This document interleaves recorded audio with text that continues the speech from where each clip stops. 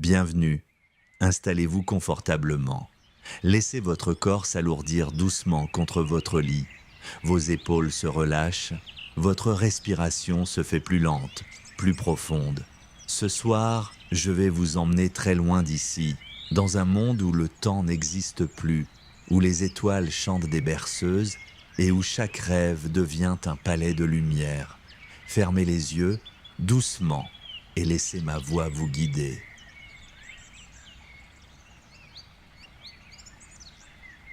Il était une fois, au-delà des montagnes de brume et des rivières d'argent, un royaume que peu d'âmes avaient de jamais contemplé.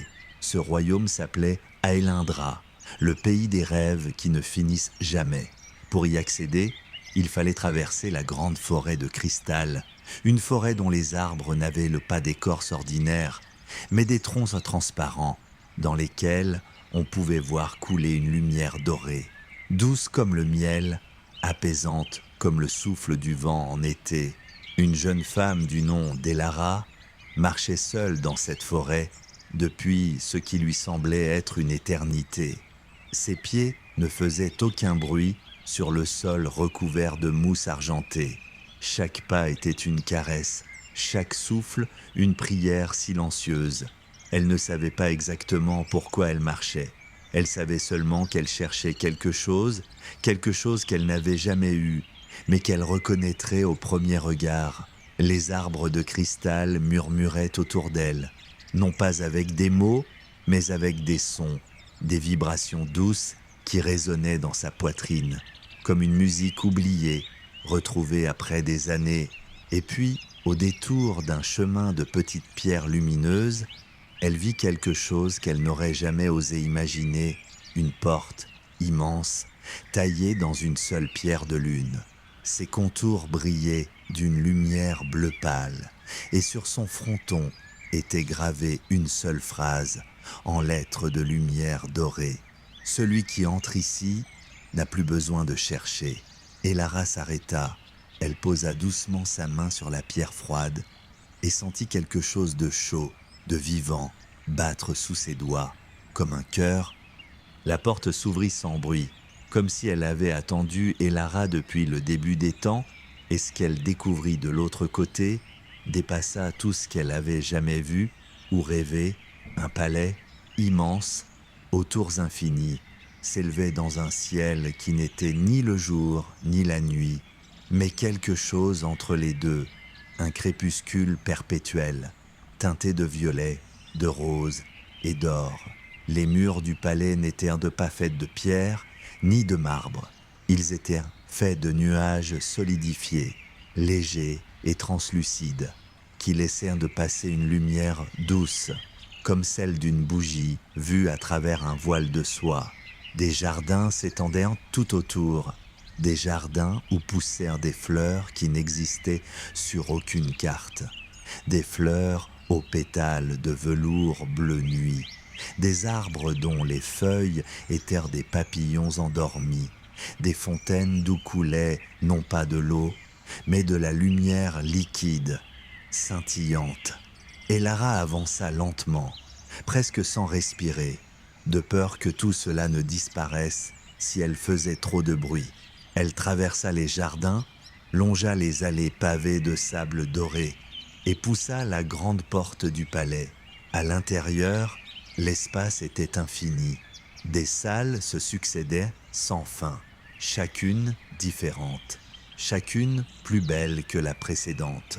Dans la première salle, il y avait des souvenirs, des milliers de souvenirs flottant dans l'air comme des bulles de savon. Et Lara tendit la main, et l'une d'elles vint se poser dans sa paume. Elle sentit aussitôt la chaleur d'un été d'enfance, l'odeur du pain chaud, le son d'un rire familier. Elle sourit et continua. Dans la deuxième salle, il y avait des désirs, non pas des désirs ordinaires, mais les désirs profonds, ceux qu'on ne dit jamais à voix haute, ceux qu'on cache au fond de soi comme des trésors fragiles. Ils brillaient d'une lumière douce, sans urgence, sans douleur, simplement beau, simplement vrai. Et dans la troisième salle, la plus grande, la plus silencieuse, Il y avait la paix, rien d'autre, juste la paix.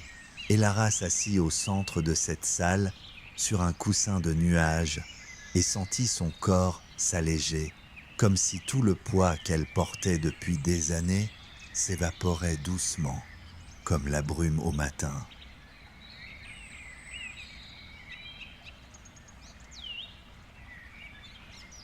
C'est là qu'il apparut, le gardien du palais. Il n'était ni jeune, ni vieux, ni grand, ni petit. Il avait simplement l'air éternel. Ses yeux étaient en la couleur d'aurore, un mélange de bleu et d'or qui changeait selon l'angle de la lumière, et son sourire était le sourire de quelqu'un qui a vu passer des millénaires et qui a trouvé dans chacun d'eux quelque chose de beau. Tu as trouvé le chemin, dit-il d'une voix douce comme une brise d'été. Et Lara le regarda, sans surprise, comme si elle l'avait toujours connu. « Je ne savais pas que je cherchais, » répondit-elle. « Les plus beaux voyages sont ceux qu'on ne planifie pas, » dit le gardien en s'asseyant près d'elle. « Ce palais existe depuis le premier rêve que l'humanité ait jamais fait, depuis la première nuit, depuis la première fois qu'un être vivant a fermé les yeux et laissé son esprit voyager. » Et Lara regarda autour d'elle, les murs lumineux, les hauts plafonds où des étoiles se déplaçaient lentement comme des poissons dans un lac tranquille. « Qui peut venir ici ?» demanda-t-elle. « Tous ceux qui savent se taire, » répondit-il simplement. « Tous ceux qui acceptent de lâcher prise, ne serait-ce qu'un instant. Tous ceux qui, le soir venu, ferment les yeux et font confiance à la nuit. » Il se leva et lui tendit la main.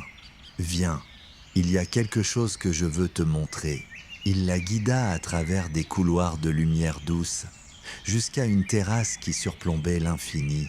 De là-haut, on pouvait voir le monde entier endormi, des millions de petites lumières, chacune un être vivant en train de rêver, chacune une histoire, un voyage.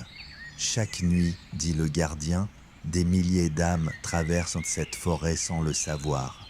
Elles ne voient pas le palais, mais elles le ressentent. C'est cette douceur qu'on éprouve parfois au réveil, ce sentiment d'avoir été quelque part de beau, sans pouvoir dire où. Et Lara hocha la tête. Elle comprenait maintenant. « Et moi ?» demanda-t-elle. « Pourquoi est-ce que je le vois ?» Le gardien sourit à nouveau. « Parce que ce soir, tu as accepté de ralentir. Tu as laissé le silence entrer. Et le silence est la clé de toutes les portes. »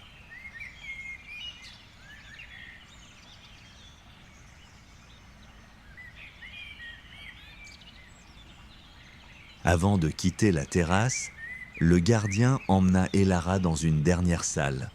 La bibliothèque des nuits, c'était une salle circulaire dont les murs montaient si haut qu'on n'en voyait pas le sommet. Et sur ces murs, des milliers de livres, mais pas des livres ordinaires. Leurs couvertures se brillaient, et quand on les touchait, on entendait une voix douce qui racontait une histoire. « Ce sont les histoires de toutes les nuits du monde, » dit le gardien, « chaque nuit vécue, chaque rêve rêvé, chaque paix trouvée dans le sommeil est consignée ici pour l'éternité. » Et Lara passa ses doigts sur les dos des livres et entendit des fragments d'histoire. Un enfant qui s'endort en tenant la main de sa mère, un vieux marin qui retrouve en rêve la mère de sa jeunesse, une femme qui danse dans un jardin de lumière avec quelqu'un qu'elle a aimé, des histoires simples, des histoires douces, des histoires vraies. Chaque nuit que tu passes dans la paix, y ajoute une page, dit le gardien, et ces pages restent ici, pour toujours. Et Lara s'arrêta devant un livre dont la couverture brillait d'une lumière particulièrement douce.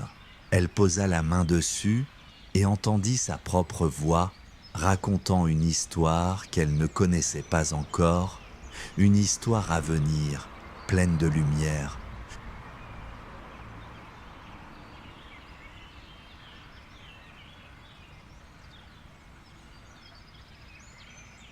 Le gardien la raccompagna jusqu'à la porte de cristal. « Tu reviendras » demanda Elara. « Ce palais est toujours là, dit-il. Chaque fois que tu fermeras les yeux, avec la paix dans le cœur, tu seras déjà à mi-chemin. » Elara franchit la porte, et la forêt de cristal l'enveloppa à nouveau, douce, lumineuse, silencieuse. Elle marcha sans se presser, sans chercher, juste en étant là, présente, légère, et quelque part entre la forêt et le sommeil, ses pas se firent de plus en plus légers, son corps s'alourdit doucement, sa respiration se fit plus lente, et le monde extérieur, ses bruits, ses pensées, ses préoccupations s'éloignèrent doucement, comme un bateau qui quitte le quai. Il ne restait plus que le silence, et dans ce silence, il y avait tout. Bonne nuit. Laissez-vous aller. Le palais des rêves vous attend.